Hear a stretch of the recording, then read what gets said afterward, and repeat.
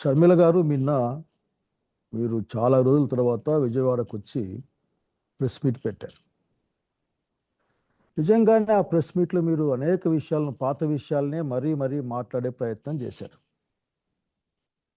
అసలు ఎప్పుడైతే ఎన్డీఏ కూటమి అంటే బీజేపీ, జనసేన, తెలుగుదేశం పార్టీ కలిసి ఉన్న కూటమి ఆంధ్రప్రదేశ్ ప్రభుత్వానికి ఇబ్బంది వస్తుందో, లేక ప్రజల్లో వాళ్ళ యొక్క పరపతి తగ్గుతుందో అన్నప్పుడు మాత్రమే మీ ప్రెస్ మీట్లు పెడతారని ప్రజలు అనుకుంటుండేవాళ్ళు.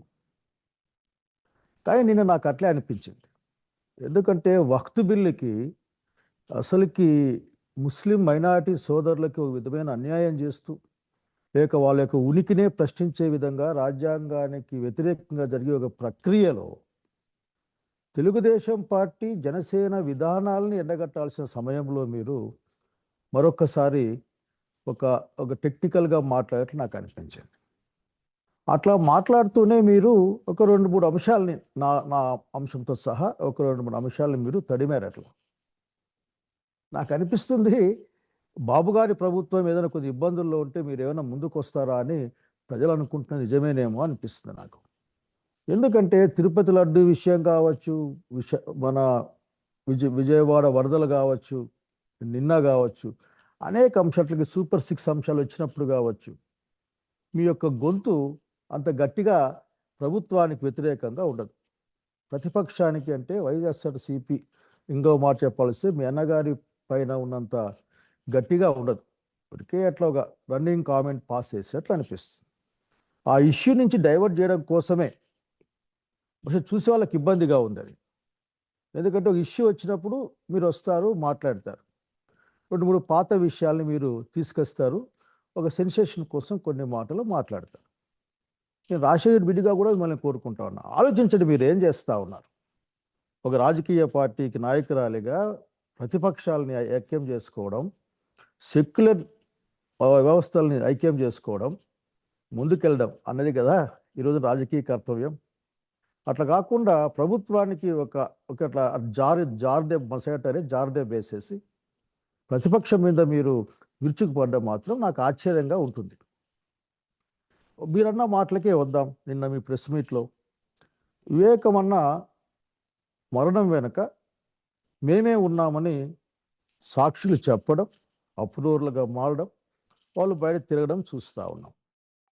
అట్లాగే ఈరోజు అధికారంలో ఉన్న పార్టీలు అధికారంలోకి వచ్చి సంవత్సరం అయింది. నిన్నటికి మొన్న వివేకమన్న పిఏ కృష్ణారెడ్డి గారు కూడా నన్ను చాలా ఇబ్బంది పెడతా ఉన్నారు, అసలు నన్ను తప్పుడు మాటలు చెప్పని సాక్ష్యాలు చెప్పని చెప్పారు అని ప్రత్యక్షంగా ప్రకటించారు.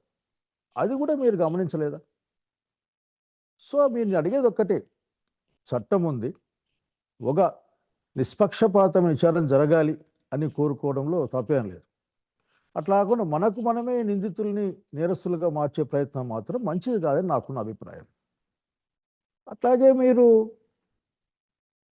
ఇంకా అనేక అంశాలు ఎప్పుడైతే ఇబ్బంది వస్తుందో, ఇబ్బంది వచ్చినప్పుడు ఆ మిథున్ రెడ్డి గారిను లేక అవినాష్ రెడ్డి గారిను మీరు ఒక విధంగా అట్లా కార్లు చేసే ప్రయత్నం చేస్తారు.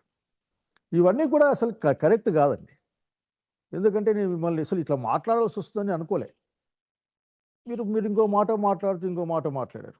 ఏం మాట్లాడారంటే, నా గురించి మాట్లాడుతూ అక్కడ అధికారం లేదు, డబ్బులే ఉన్నాయి, డబ్బుల కోసం పోయాడేమో శైలజనాథ్ అని చెప్పారు మీరు. నేను చాలా బాధపడ్డాను.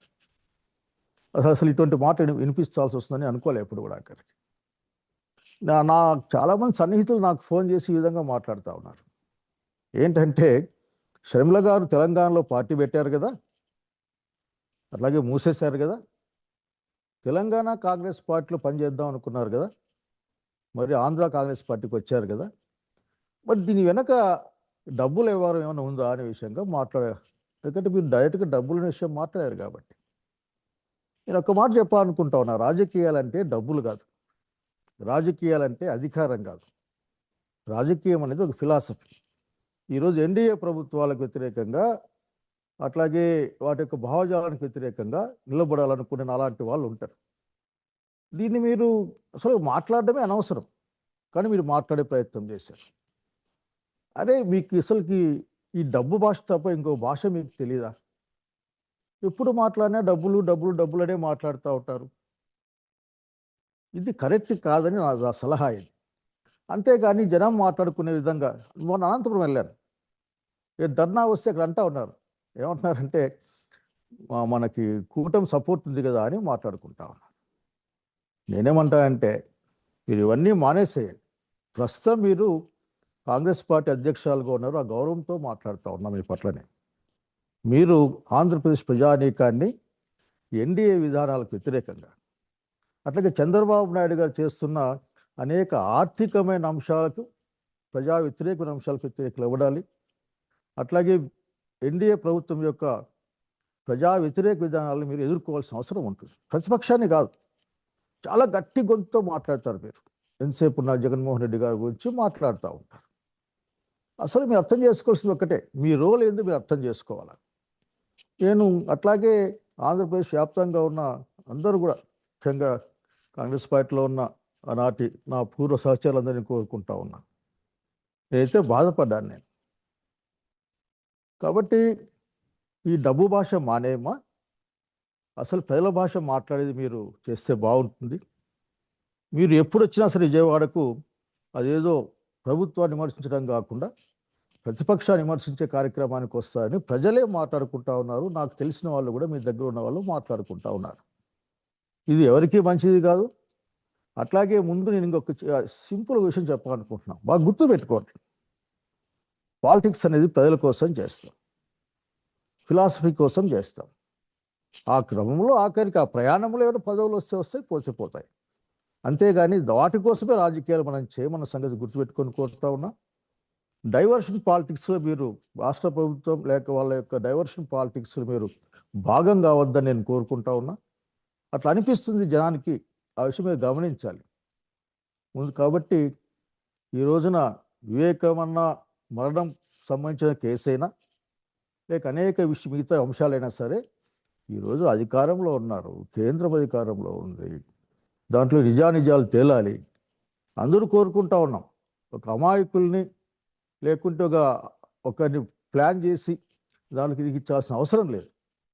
నేను అడిగేది ఒక్కటే, దయచేసి ఇప్పటికైనా సరే మీరు ఆంధ్రప్రదేశ్ రాష్ట్రంలో ప్రతిపక్ష నాయకురాలుగా గౌరవ బాధ్యతలు స్వీకరించిన ఈ నేపథ్యంలో ప్రజల కోసం విశాఖపట్నంలో లూలు మాల్ గురించి మీరు మాట్లాడి ఉండవచ్చు. అట్లాగే రాజధాని నిర్మాణం జరుగుతున్న అనేకమైన అవకతవకల గురించి మీరు మాట్లాడి ఉండవచ్చు. ప్రత్యక్షంగా అక్కడికి పోయి వచ్చి ఉండొచ్చు. కానీ ఇవేం మీ కంటికి కనపడే అవకాశం నాకేం కనపడడం లేదు. ఎంతసేపు నా డబ్బు భాష మాతో మాట్లాడే, అసలు మీకు ఎట్లా నోరు వచ్చింది నాకు అర్థం కావడం లేదు. నేను చాలా బాధపడతా ఉన్నా. నమస్తే.